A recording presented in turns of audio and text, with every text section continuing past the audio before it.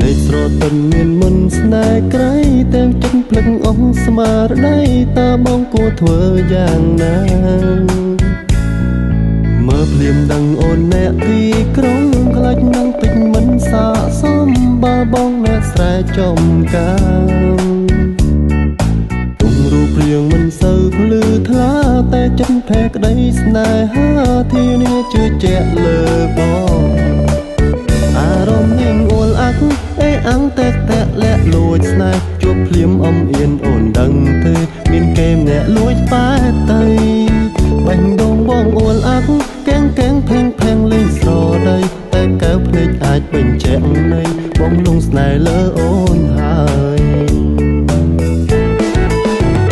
បងអ្នកស្រែអ្នកស្រស់ស្រែកូនអ្នកស្រែចំការធ្វើមិនមានវាសនាក្បែរឆោមយំអូក្របីបងថែតាំងពីតូចអីលើវាធំតែពេលនេះចង់បានអូនមកថែស្នេហា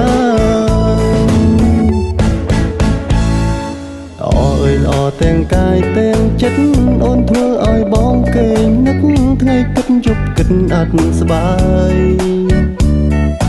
ជាតិនេះបងមិនយកប្រពន្ធឡើយបើមិនមានគូត្រានត្រើយសុខចិត្តសៅកែនៅអេអារម្មណ៍នេះអួលអាក់អេអាំងតែ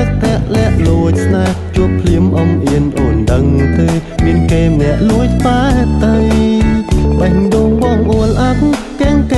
ផេងលេងស្រដីតែកៅភ្នែកអាចបញ្ជាក់នៃបងលងស្នេហ៍លើអូនហើយបងអ្នកស្រែអ្នកស្រស់ស្រែកូនអ្នកស្រែចំការ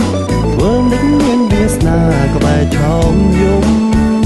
គោក្របី